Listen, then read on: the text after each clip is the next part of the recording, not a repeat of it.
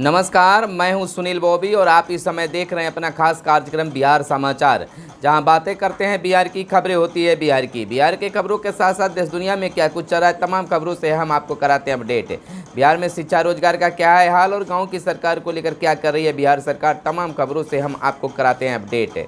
आपको बताते चले कि बीपीएससी 1 to 5 का भी रिजल्ट आ चुका है और अब अभ्यर्थियों से लेकर कई राजनीतिक पार्टियां भी इसको लेकर आपत्ति जताना शुरू कर चुके हैं। कई तरह के मामले हैं, इसको लेकर लोग भड़क गए हैं। हालांकि काउंसलिंग भी शुरू हुआ है और जो पास किए हैं उनका भी होना शुरू हो रहा है। तो इस तरह से बीपीएससी पर फिर से एक प्रश्न चिन्ह खड़ा हो गया है। इधर हम आपको बता दें कि बिहार के नियोजित शिक्षकों को अब राज्यकर्मी का दर्जा मिल ही जाना चाहिए, यह कहना है बिहार के नियोजित शिक्षकों का। उनका मानना है कि बीपीएससी टीचर रिजल्ट को अगर देखें तो अधिकाधिक की संख्या में बिहार में बहाल नियोजित शिक्षक जो फॉर्म भरे थे वह पास कर गए हैं। तो नियोजित शिक्षकों में अनुभव की कमी नहीं है। सरकार यही कहती थी कि शिक्षकों के पास अनुभव नहीं है, इसके लिए 10वीं के बाद अब सक्षमता परीक्षा होगी। तो जब कुछ ही शिक्षक इसमें भाग लिए थे और अधिकाधिक की संख्या में अब पास कर गए, यहाँ तक कि 10+2 में जो टॉपर हैं वह बिहार के नियोजित शिक्षक हैं। तो इस स्थिति में बिहार सरकार को बिना किसी शर्त के, बिना किसी परीक्षा के बिहार के नियोजित शिक्षकों को राज्यकर्मी का दर्जा दे देना चाहिए। सक्षमता परीक्षा वगैरह नहीं लेनी चाहिए, यह नियोजित शिक्षकों का मानना है। जैसा कि आप जानते हैं कि 1 to 5 का रिजल्ट में पूरा परचम बिहार के नियोजित शिक्षकों ने लहराया है। चाहे माध्यमिक परीक्षा में जो पास किए हैं उनका अच्छा बेहतर रहा है। हालांकि इसको लेकर शिक्षक नेताओं का कहना है कि अगर सरकार बिना शर्त अगर राज्यकर्मी का दर्जा नहीं देती है तो आंदोलन अख्तियार करेगी बिहार के नियोजित शिक्षक है। तो इस प्रकार से अब यह लगने लगा है कि बिना किसी परीक्षा के अब शिक्षकों को राज्यकर्मी का दर्जा मिल जाएगा और पूरा का पूरा मिलेगा, जो बीपीएससी टीचरों के साथ में मिल रहा है मिलेगा। इधर बात कर लें आंगनवाड़ी सेविका और सहायिका की, तो आंगनवाड़ी सेविका और सहायिका पर भी चर्चा बनी हुई है। जैसा कि आप जानते हैं कि बिहार के आंगनवाड़ी के जितने भी सेविका सहायिका है आंदोलनरत हैं और कह रहे हैं कि अब 6000 पर काम नहीं होगा और सरकार हमें रखना चाहती है तो हमें 25,000 रुपया वेतन मिलेगा। हालांकि सरकार इसके लिए बीच की रास्ता निकाल रही है और बहुत जल्द ही आंगनवाड़ी सेविका और सहायिका को लेकर भी बड़ा ऐलान हो सकता है।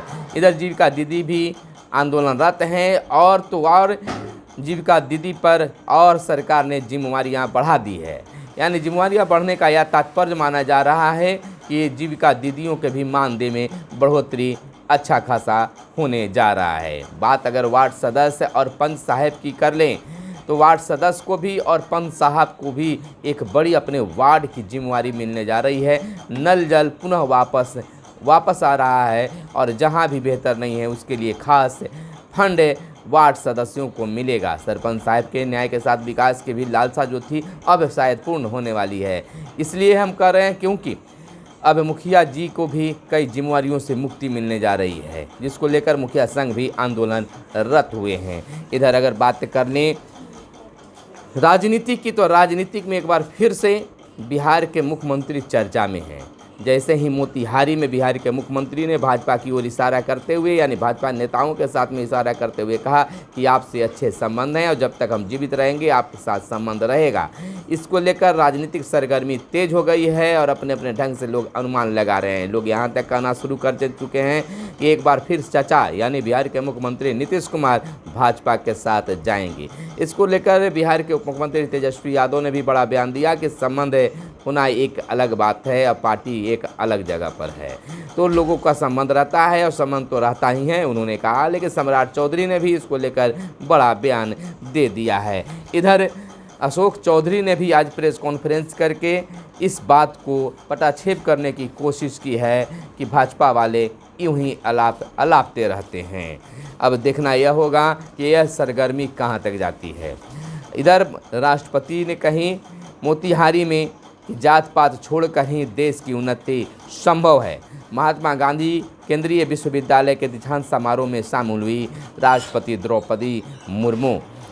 10 छात्राओं को दिया गया चांसलर मेडल। नौकरी लेने वाला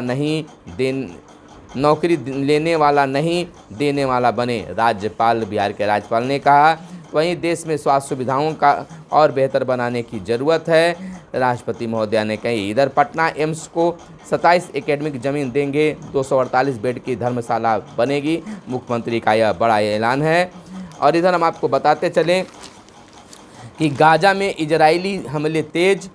अमेरिकी राष्ट्रपति जो बाइडेन के लौटने के बाद हमास के ठिकानों पर ताबड़तोड़ बमबारी। गाजा की जंग जारी है। इधर साइबर फ्रॉड, 11 राज्यों में 76 ठिकानों पर सीबीआई के छापे पड़े हैं। इधर सीएम पद मुझे छोड़ नहीं रहा, शायद छोड़े भी नहीं, गहलोत साहब का यह बयान आया है। इधर मानसून तय तारीख से 4 दिन बाद विदा हुआ, यानी कि बिहार से मौसम जो है, यानी पूरे भारत से मानसून जो है विदा हो गया है। इधर दक्षिण पश्चिम मानसून गुरुवार को भारत से पूरी तरह लौट गया। भारत मौसम विज्ञान विभाग IMD ने एक बयान में कहा है कि मानसून इस बार तय समय 15 अक्टूबर की सामान्य तारीख के 4 दिन बाद विदा हुआ है। इधर हम आपको बताते चले कि प्रोफेसर गिरीश चौधरी बने विश्वविद्यालय सेवा आयोग के अध्यक्ष। उधर उच्च माध्यमिक इतिहास में सीट से आधे शिक्षक मिले हैं BPSC को। 30 में 27 विषयों का उच्च माध्यमिक में अब तक रिजल्ट और माध्यमिक का रिजल्ट आज। और देवगौड़ा ने प्रदेश अध्यक्ष को हटाया और रैपिड ट्रेनों में नमो भारत नाम से जाना जाएगा। 180 किलोमीटर प्रति घंटे की रफ्तार है। और बताते चले कि दुर्गा पूजा के दिनों चहल पहल बाज़ारों में शुरू हो गई है। इधर केंद्र ने किसानों को दिया तोहफा, नंदकिशोर यादव का यह बयान है। पूर्व मंत्री नंदकिशोर यादव ने दावा किया है कि मोदी सरकार किसानों की हितैषी है। बीते दिन जारी बयान में उन्होंने कहा कि किसानों के लिए कई कल्याणकारी योजनाएं चलाई जा रही है। मोदी सरकार ने किसानों को त्योहारी तोहफा दिया है। केंद्रीय कैबिनेट की बैठक में रबी सीजन की 6 फसलों का न्यूनतम समर्थन मूल्य करीब 7% तक बढ़ा दिया गया है। इस बार किसानों को गेहूं प्रति क्विंटल 130 रुपये ज़्यादा मिलेंगे। वहीं ब्राह्मण स्वाभिमान सम्मेलन 17 दिसंबर को होगा। इधर गन्ना में कई जातियों की संख्या कम हुई, प्रभाकर ने कहा है। और मद्य निषेध पुलिस के 72 कर्मियों को उच्चतर प्रभार।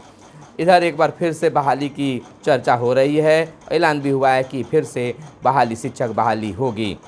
इधर राजद कार्यालय में परिचर्चा 26 को, तो वहीं शिक्षा सेवा के 74 अधिकारियों को मिली पदोन्नति। सिमतुल्ला छठी प्रवेश परीक्षा की आंसर आज जारी। इधर बिहार में देश का कुल 4% ही राष्ट्रीय राजमार्ग।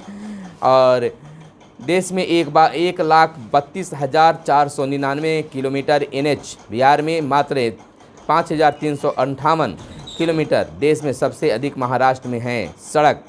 इधर चतुर्थवर्गीय कर्मियों के रिक्त पदों की जानकारी मांगी गई है। एक बार फिर से चतुर्थ वर्गीय कर्मियों की बहाली को लेकर सरकार सतर्क हो गई है और इसको लेकर ऐलान भी किया गया है और रिक्तियां भी मांगी गई है। सबकी इज्जत करते हैं, सबसे संबंध बना रहे, CM ने कहा है और पटाक्षेप करने की कोशिश की है। इधर अनुसंधान में बेहतर कर रहा है विश्वविद्यालय, राष्ट्रपति का बयान है। इधर डेंगू मरीजों की संख्या 12,000 के पार। और बिहार में तेजस्वी यादव ने कहा है कि बिहार भाजपा अलग अलग गुटों में बटी हुई है, यह आरोप लगा है। और उग्रतारा महोत्सव से समाज को मिला है दिशा। इधर जलवायु परिवर्तन बिहार कृषि के लिए चुनौती है। तो रघुनाथपुर रेल हादसे से अस्थायी मार्ग निरीक्षण पर गिरेगी गाज। और स्वास्थ्य के क्षेत्र में दी राशि खर्च कर रहे हैं बिहार, पवार ने कहा है।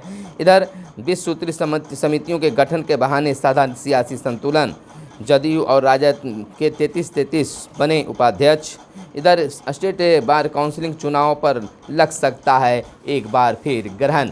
इधर एक औरंगाबाद से खबर आई है कि युवती की अश्लील तस्वीर वायरल करने में कैफे संचालक गिरफ्तार। टंडवा थाने के एक साइबर कैफे में पुलिस ने की छापेमारी, लैपटॉप और मोबाइल हुआ जब्त। SC/ST के मामले में पिता पुत्र धराएं और छेड़खानी का आरोपित युवक धराया औरंगाबाद में।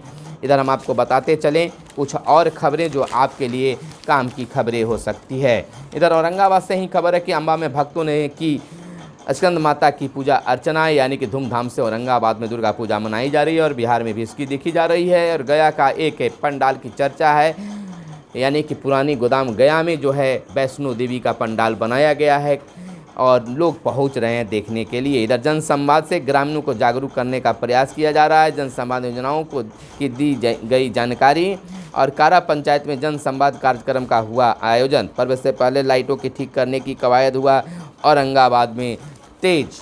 इधर हम आपको बताते चलें कि 6ठी से 10वीं तक के बच्चों के लिए ऑडियो वीडियो बनाएंगे अब शिक्षक।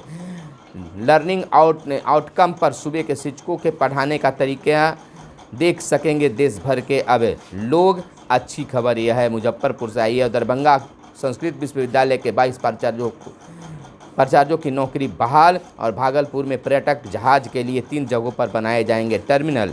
इधर हम आपको बताते चलें कि शहर में टाइफाइड का बढ़ा प्रकोप, बुखार से मरीज हो रहे हैं परेशान। यह सासाराम से निकलकर खबर आई है। इधर हम आपको बता दें कुछ देश दुनिया की बातें जो आपके लिए शायद खास होगा। अगर बिजनेस की बात करें तो त्योहारों पर खाद्य वस्तुओं का दाम नहीं बढ़ेंगे। तो यह थी आज की खास प्रमुख खबरें जो आपके लिए काम की खबरें थी। फिर मिलते हैं अगले वीडियो में। कैमरे के पीछे हैं मिस्टर साहिल। धन्यवाद। जय हिंद, जय भारत, वंदे मातरम।